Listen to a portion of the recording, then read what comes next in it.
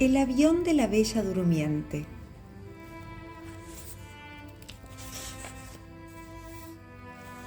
Era bella, elástica, con una piel tierna del color del pan y los ojos de almendras verdes, y tenía el cabello liso y negro y largo hasta la espalda, y un aura de antigüedad que lo mismo podía ser de Indonesia que de los Andes.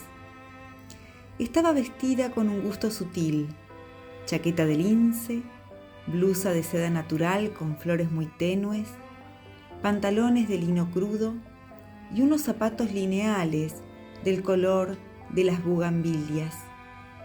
Esta es la mujer más bella que he visto en mi vida, pensé, cuando la vi pasar con sus sigilosos trancos de leona, mientras yo hacía la cola para abordar el avión de Nueva York en el aeropuerto Charles de Gaulle de París. Fue una aparición sobrenatural que existió solo un instante y desapareció en la muchedumbre del vestíbulo.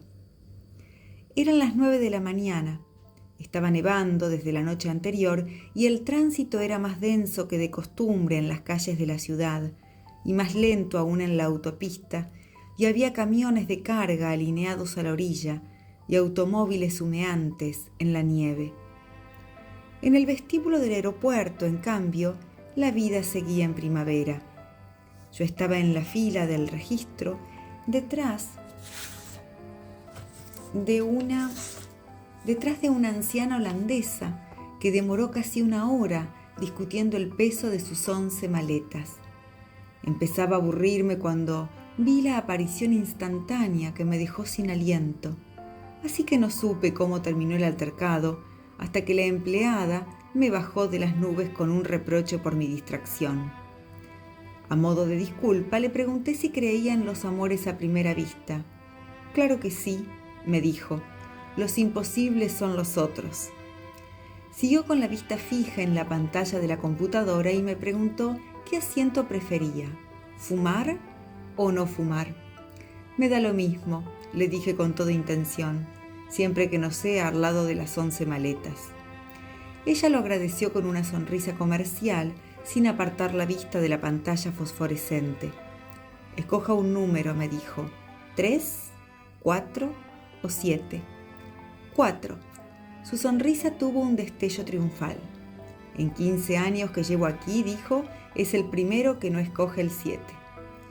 Marcó en la tarjeta de embarque el número del asiento y me la entregó con el resto de mis papeles, mirándome por primera vez con ojos color de uva que me sirvieron de consuelo mientras volvía a ver la bella. Solo entonces me advirtió que el aeropuerto acababa de cerrarse y todos los vuelos estaban diferidos. «¿Hasta cuándo?» «Hasta que Dios quiera», dijo con su sonrisa. La radio anunció esta mañana que será la nevada más grande del año. Se equivocó. Fue la más grande del siglo. Pero en la sala de espera de la primera clase, la primavera era tan real que había rosas vivas en los floreros y hasta la música enlatada parecía tan sublime y sedante como lo pretendían sus creadores. De pronto se me ocurrió que aquel era un refugio adecuado para la bella, y la busqué en los otros salones, estremecido por mi propia audacia.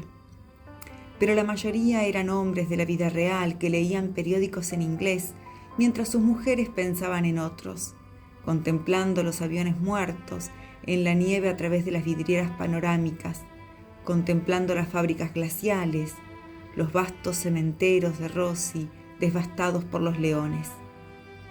Después del mediodía no había un espacio disponible y el calor se había vuelto tan insoportable que escapé para respirar. Afuera encontré un espectáculo sobrecogedor. Gentes de toda ley habían desbordado las salas de espera y estaban acampadas en los corredores sofocantes y aún en las escaleras, tendidas por los suelos con sus animales y sus niños y sus enseres de viaje. Pues también la comunicación con la ciudad estaba interrumpida y el palacio de plástico transparente parecía una inmensa cápsula espacial varada en la tormenta.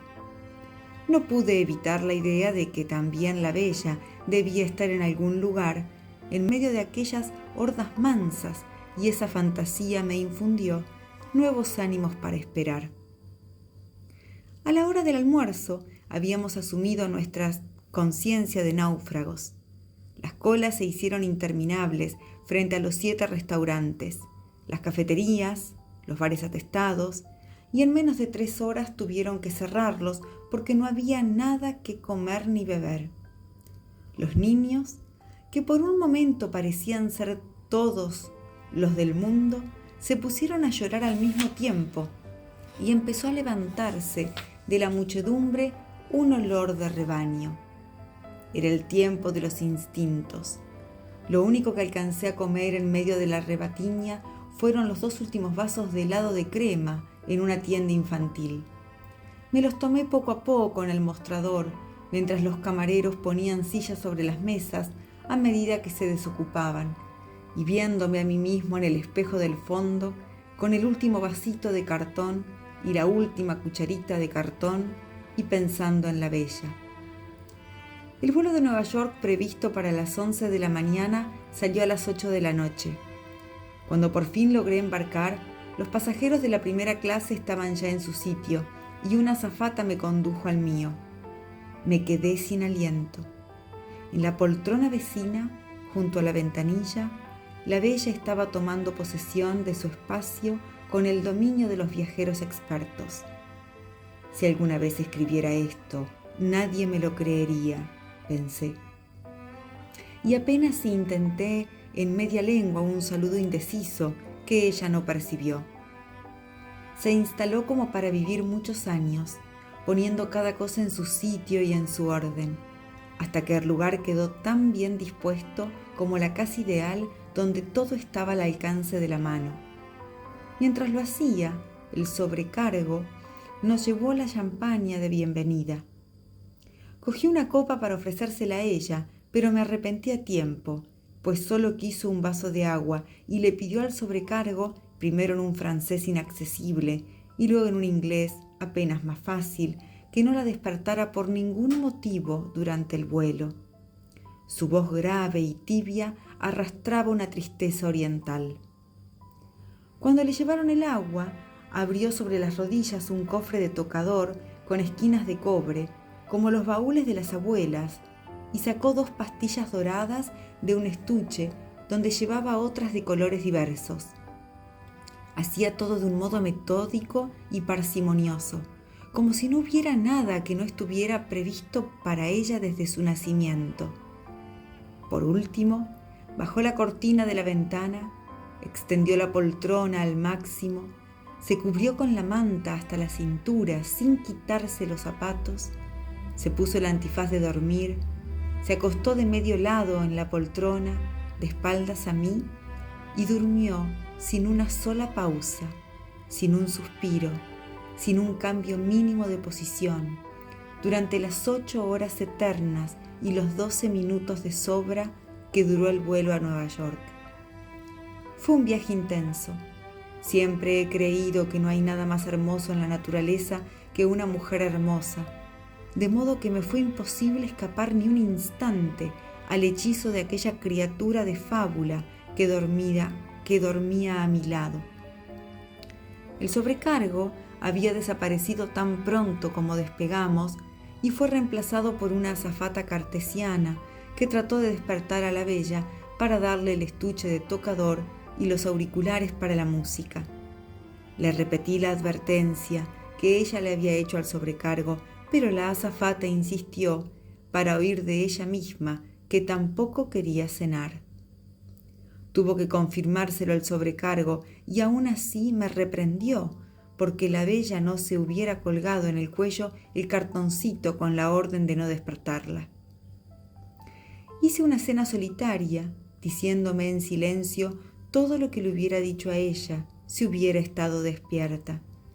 Su sueño era tan estable que en cierto momento tuve la inquietud de que las pastillas que se había tomado no fueran para dormir, sino para morir. Antes de cada trago levantaba la copa y brindaba: a tu salud, bella. Terminada la cena, apagaron las luces, dieron la película para nadie y los dos quedamos solos en la penumbra del mundo.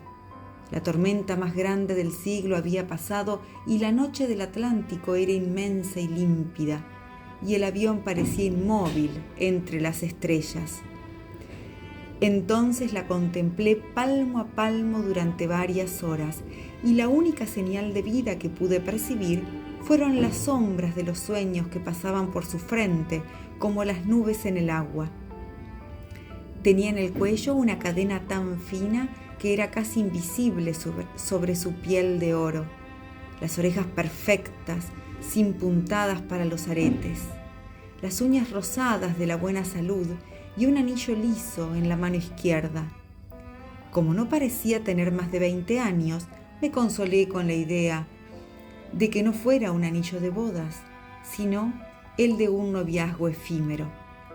Saber que duermes tú, cierta, segura, cauce fiel de abandono, línea pura, tan cerca de mis brazos maniatados, pensé, repitiendo en la cresta de espumas de champaña el soneto magistral de Gerardo Diego. Luego extendí la poltrona a la altura de la suya y quedamos acostados más cerca que en una cama matrimonial. El clima de su respiración era el mismo de la voz, y su piel exhalaba un hálito tenue que solo podía ser el olor propio de su belleza. Me parecía increíble. En la primavera anterior había leído una hermosa novela de Yasunari Kawabata sobre los ancianos burgueses de Kioto, que pagaban sumas enormes para pasar la noche contemplando a las muchachas más bellas de la ciudad, desnudas y narcotizadas, mientras ellos agonizaban de amor en la misma cama. No podían despertarlas ni tocarlas, y ni siquiera lo intentaban, porque la esencia del placer era verlas dormir. Aquella noche, velando el sueño de la bella, no solo entendía aquel refinamiento senil, sino que lo vivía a plenitud. ¿Quién iba a creerlo?, me dije, con el amor propio exacerbado por la champaña. Yo, anciano japonés a estas alturas. Creo que dormí varias horas, vencido por la champaña y los fogonazos mudos de la película, y desperté con la cabeza agrietada. Fui al baño. 2 lugares detrás del mío yacía la anciana de las 11 maletas, despatarrada de mala manera en la poltrona. Parecía un muerto olvidado en el campo de batalla. En el suelo, a mitad del pasillo, estaban sus lentes de leer con el collar de cuentas de colores, y por un instante disfruté de la dicha mezquina de no recogerlos.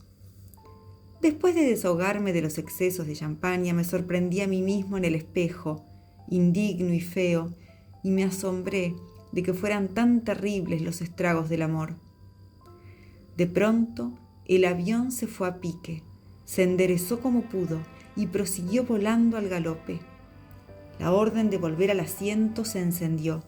Salí en estampida, con la ilusión de que solo las turbulencias de Dios despertaran a la bella y que tuviera que refugiarse en mis brazos huyendo del terror.